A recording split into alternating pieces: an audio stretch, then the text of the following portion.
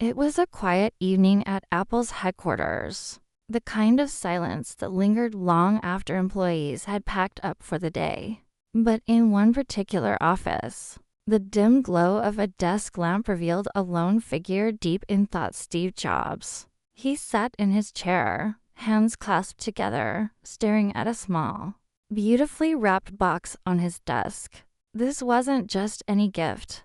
It was his final farewell, a secret surprise that no one saw coming. Despite his battle with illness, Steve still carried the same meticulous attention to detail that had defined his entire career. Every element of his farewell had been planned with precision, down to the very last moment. The package in front of him held more than just an object, it carried a message. A final lesson he wanted to leave behind. As the days passed, a select group of Apple employees received identical black boxes, each tied with a single white ribbon. Confused and curious, they gathered in small groups, whispering theories about what their enigmatic leader had left for them. Some thought it might be a rare prototype, an unreleased design concept, or even a handwritten letter. But as they carefully untied the ribbons and lifted the lids, they were met with something entirely unexpected. Inside, nestled within the soft black fabric, was a single book, Autobiography of a Yogi by Paramahansa Yogananda, a book that had shaped Steve's philosophy, his way of thinking, and, ultimately, his approach to life. One engineer, staring at the book in his hands, furrowed his brows. "Why this?" he murmured. "Why not a message about innovation or technology?" But for those who truly understood Steve, the message was crystal clear. This was more than just a book, it was an invitation to think differently. As words spread through Apple's inner circles, employees began to dive into the pages of Autobiography of a Yogi. At first, many were skeptical. They had expected something tangible, something that screamed Apple: a gadget, a prototype, a piece of unfinished genius. But instead, Steve had chosen to leave them with a philosophy, a way of looking at the world that transcended circuits and code. The book spoke of mindfulness, of inner peace, of finding purpose beyond material success.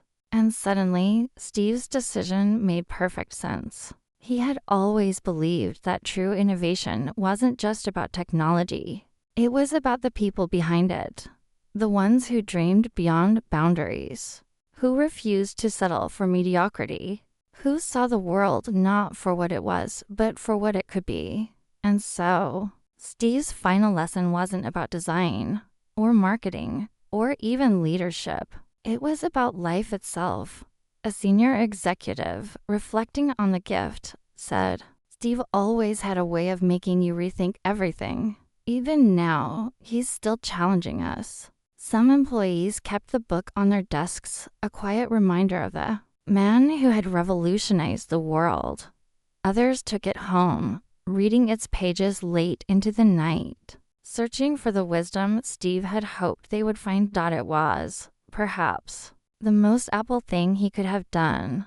A product can change the world, but a mindset, that changes everything. Days turned into weeks, and the mystery of Steve Jobs' final gift continued to ripple through the halls of Apple. Employees gathered in small groups, discussing passages from Autobiography of a Yogi, dissecting its meaning, and trying to understand why Steve had chosen this book as his last message. For some, the answer came quickly. It was a guide to self-reflection, a lesson that success was not just about building great products, but about building a meaningful life. For others, it was more personal, a challenge to find balance in an industry that never stopped moving. One longtime Apple designer, who had worked alongside Steve for years, recalled a conversation he once had with him. "I remember he told me, 'You can have all the money in the world, you can build the most beautiful things, but if you lose yourself in the process, what's the point?'" That was the essence of his message. Beyond the obsession with perfection, beyond the relentless push for innovation, there was something deeper, a reminder to pause, to breathe, and to appreciate the journey. Even those outside of Apple began to hear about Steve's farewell gift. Tech enthusiasts, journalists, and even competitors were intrigued. Why would a man who spent his life building cutting-edge technology leave behind a book about spirituality? The answer lay in Steve's own journey.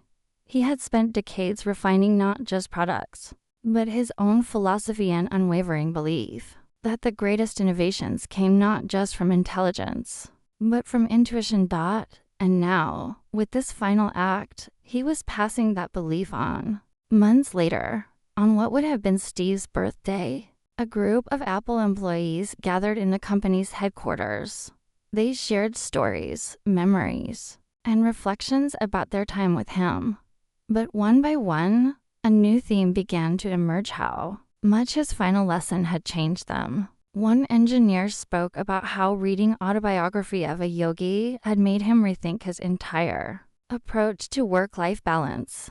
Another designer said she had started taking mindfulness walks, something she had never considered before. But the most powerful realization came from an executive who had known Steve since the early days.